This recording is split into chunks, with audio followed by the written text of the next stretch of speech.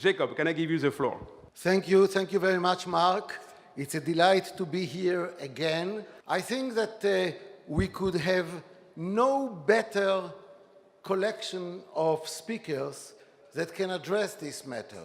We have here the very top economic analysts, we have the very top political leaders, we have the very top comprehensive view of the world, and you will see as I introduce the speakers very briefly that indeed this is the case. If you look at all the countries in the Eurozone, what you can see is that there is a combination of countries. In this case, first we have with us His Excellency Mr. Romano Prodi. Thank you for the presentation, but export, of course, but this is a consequence of a different structure of the economy and of a different educational structure of people.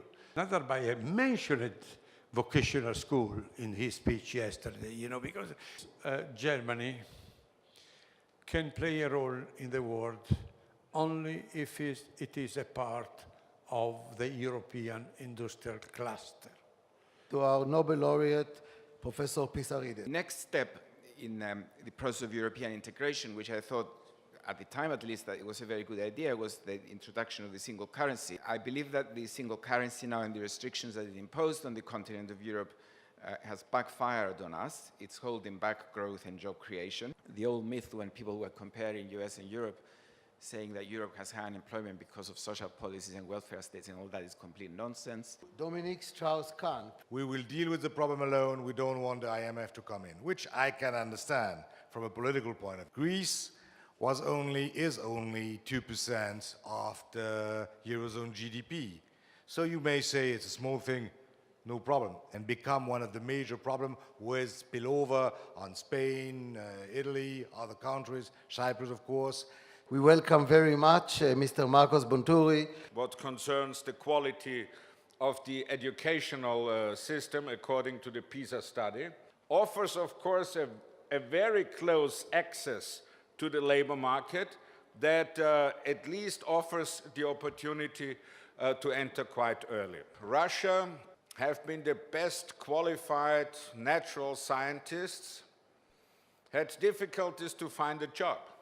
Wim Kok is current president of the Club of Madrid, former Prime Minister of the Netherlands, to take the floor. The current financial and economic situation in Europe must be characterized as I would call it, a confidence and uncertainty crisis. Deep uncertainty about what the future will bring and still lacking confidence amongst investors, citizens and consumers. Both Brussels and national member states need courageous and determined leadership. A quick look around us.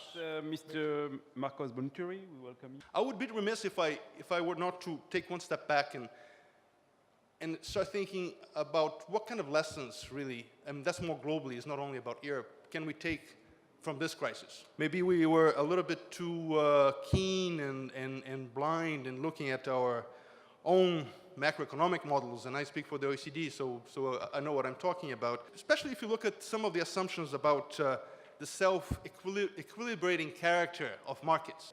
So let's wait for a game changer, maybe coming from Germany after the elections. Thank you.